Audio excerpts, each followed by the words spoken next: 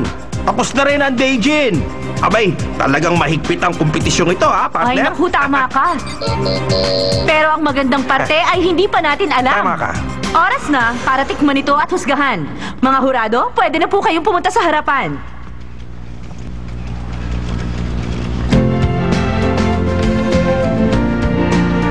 Para po sa inyo.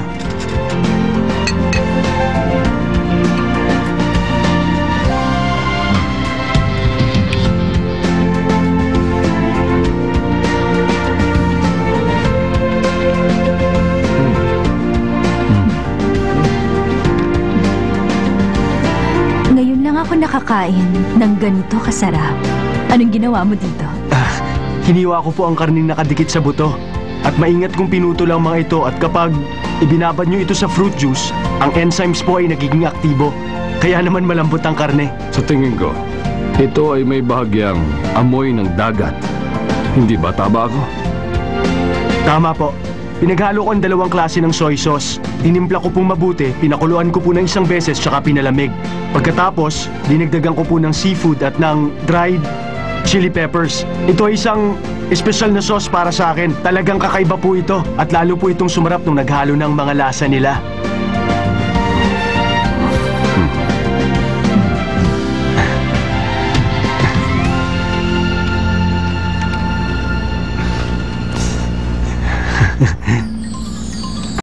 Ngayon po mga kaibigan ng Wunamjung. Maganda ang plato at ang dekorasyon nito. Hindi lang ito basta pagkain, ha, partner? Ito ay isang art.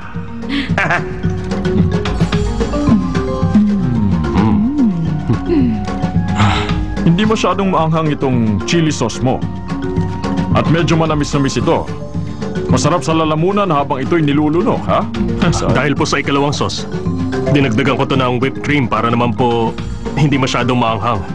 At maitugma ako sa panlasa ng mga modernong tao. Magaling. Gusto ko ang iyong pagiging malikhain. Ipinakilala mo ang pagkain Koreano. Salamat ho.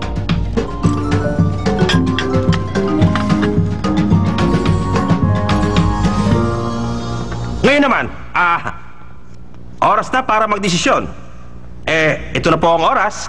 Ninenervous ka ba? Ninenervous na ako. Sino kaya ang mananalo? At ngayon naman po, alamin natin ang kanilang mga scores. Tama. Ang mga score ay kukunin sa 4 na kategorya. Mula sa lasa, sa dekorasyon, at kung ito ba ay Tama, orihinal. partner. Kung ganon, ngayon na ang oras. Mga tagahatol, ipaalam nyo na po ang kanilang mga score. At ngayon, makikita nyo na ang resulta. Heto na po. Eto na.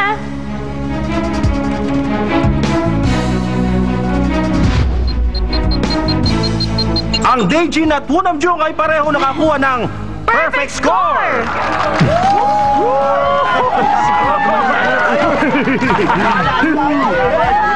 Ngayon, para naman sa dekorasyon na menu, eto po, panoorin Eto ninyo. na. 10 points, mga kaibigan, 10 points! Pareho silang perfect score! Talaga? Nakakakaba naman to. At susunod naman ang resulta para sa creativity. Eto na. Alamin na natin. Yes! 10 points! 10 points! Perfect Tama! score! At sa pangatlong pagkakataon yun, partner! Galing, ha? Pareho silang nakakuha ng perfect score. Napakahigpit talaga ng laban, di ba?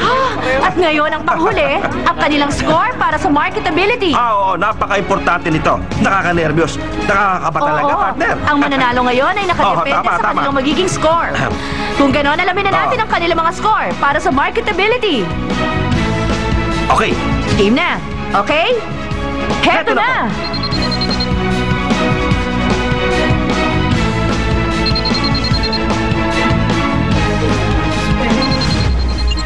Meron ng nanalo! Ang Wunamjung! Nakakahuli sila ng perfect score! Napakagaling! Ang Daejin naman ay nakakuha ng 8 points. Kaya ngayon, meron na tayong nanalo! At ito ay ang Wunamjung!